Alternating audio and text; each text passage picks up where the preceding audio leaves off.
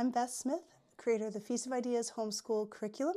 I'm a piano teacher, music educator, and homeschool mom of 4 darling daughters. So I love to teach using living books, picture books, biographies. I love books. When my husband found this book, The Redeemed Reader, he recommended I get it. He got it for me. Love that. Find a man who buys you books. We are on chapter 12, Who Am I? Identity and Representation. Talking about identity, which often is a buzzword, but we do need to realize identity has always been around. Back in the Bible, the man who was born blind, they were asking, are you a sinner? They were asking, what is your identity? What is this coming from? And Jesus' response orients his disciples to a greater reality. It's not that he is a sinner, that's why he is born blind. The reality of Jesus and his identity as the Savior lead to the truth of redemption and restoration as the blind man's sight is restored. So, identity and representation. So those are usually the buzzwords that we hear nowadays. And this chapter goes through 4 different areas where we see those things discussed in spiritual identity, physical identity, sexual identity, and cultural identity. The Redeemed Reader does acknowledge that some correction and awareness did need to be brought about, and they appreciate that. And then they provided this helpful analogy or picture on how we can engage with stories dealing with identity. Stories can be one of 2 things. They can be mirrors or they can be windows. A story that's a mirror reflects the reader's own experiences back to them. If a story is a window, it allows you to peer through to see a reality on the other side. You can shed light onto other identities, and I just really, really liked that picture. All right, so let's go through identity and idolatry. The book acknowledges that it's easy to take that too far, and we want to make sure we don't, in response to an overcorrection this way, we overcorrect this way. We want to find God's truth. And so that's not necessarily in the middle. That's just, we want to make sure that we aren't being reactive. We are following God's truth. And so we need to make sure that we aren't labeling something as having an agenda when it is better to view it as a worldview. We tend to think worldview is something that I agree with.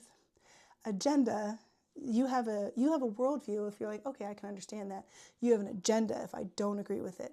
Well, or we could just view everything as a worldview, and you can say you disagree with that worldview, but it is a worldview. Sorry, my hair's falling down. There we go. All right, the first area, spiritual identity and representation. So consider these questions. They say, what truth is it trying to convey? How does that truth align with God's truth? How is the faith treated, especially if the character has a different spiritual identity?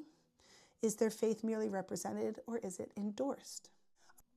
The second category is physical representation. It can be good to see different ways that it can be, different people can be in the world.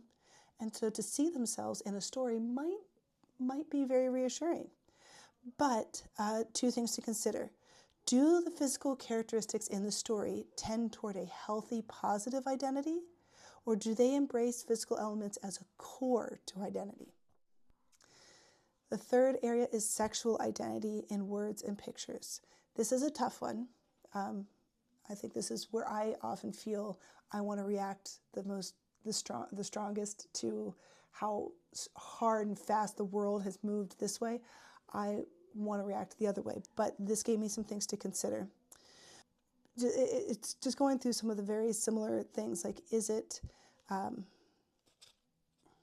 they be a good topic of discussion? Are they old enough? Are your children old enough to have those conversations and those topics of discussion? And a lot of their answers are, you have to decide.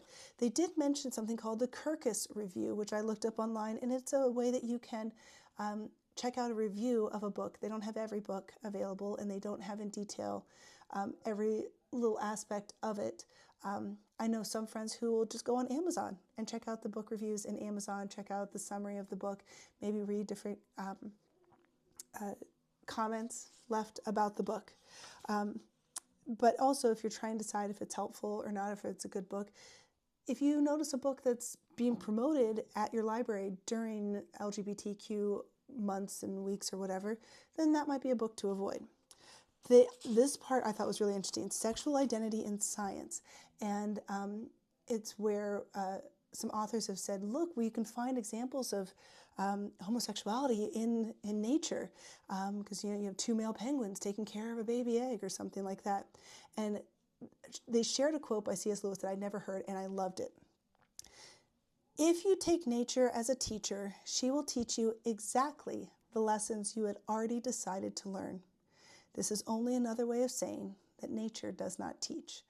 I love that, and that can be really helpful because animals are often used in children's books, and it can be very warping. Oh, there's examples of this thing that goes against God's creation and design, but it's obviously in nature, and they're just following instinct, so obviously it must be correct. No, that's not what nature is for. Nature isn't for, it's not prescriptive. It can sometimes be descriptive, and nature has fallen too, not just humans. Okay, so find books that affirm, as you engage with sexual identity and representation in children's books, this is what you should endeavor to do. Find books that affirm a Christian worldview and portray men and women as distinct in gender. And one of the books they recommended, I can absolutely recommend, is John Ronald's Dragons, about the early years of J.R.R. Tolkien. Highly recommend this book. Really great, imaginative, curious, filled with wonder. Learn to read reviews. I shared about the Kirkus review. Check out Amazon. Read Aloud Revival often has reviews. There's a book, In Parenting Without Panic in an LGBT Affirming World by Rachel Gilson. I want to check out that book. I haven't read it yet, but I am. If you have read it, leave a comment. What did you think? Was it helpful? Number 4, cultural identity. So again, multiculturalism has been a buzzword. And there are ways to engage with multiculturalism in joyful and truthful ways. So those are some of the recommendations they have in the book, Who Am I? Identity and Representation. Again, it comes down to reading with your kids, discussing with your kids, and having those discussions. It's not necessarily something to always shy away from. I think in some of the other chapters we've talked about reading messy chapters. Is this the main meal, or is it something that we can just point to and say, hey, this is something that happens in the world, but we're not going to give you a steady diet of it because we don't want you nourished by it, but we do want you to be aware of what is happening. So those types of questions and things to consider for Who Am I? Identity and Representation in children's books. I hope that was helpful. Please feel free to like and subscribe to this video. Follow along for more chapter reviews from the Redeemed Reader, as well as a variety of book recommendations that I'm starting to give on all the books that I have been reading with my children over the past 8 years of homeschooling. Thanks. Have a great day.